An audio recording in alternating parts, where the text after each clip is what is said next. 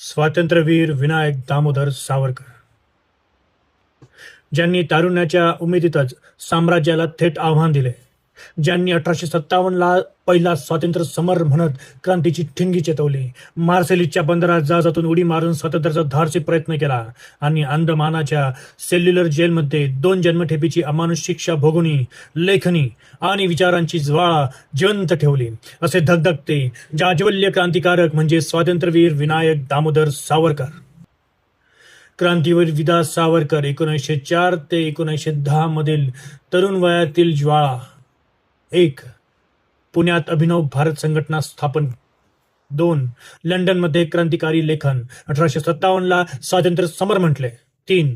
1910 मध्ये अटक. फ्रान्सच्या मार्सेलिस बंदरात जहाजातून उडी मारून पळण्याचा धाडसी प्रयत्न. क्रांतीवीर विदा सावरकर 1911 मध्ये कठोर शिक्षा. ब्रिटिशांनी 2 जन्मठेप म्हणजे 25 वर्षे अधिक 25 वर्षे एकूण 50 वर्षे शिक्षा सुनावली. त्या काळातील अत्यंत कठोर शिक्षा. क्रांतीवीर विदा सावरकर यांचा 1911 ते 1921 मधला सेल्युलर जेलचा नरक.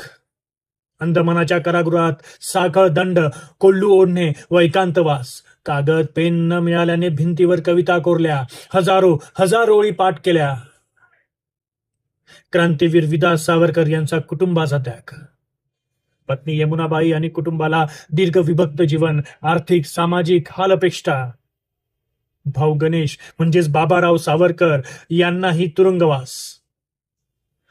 क्रांतीवीर विदा सावरकर यांचे पुढील सार्वजनिक जीवन.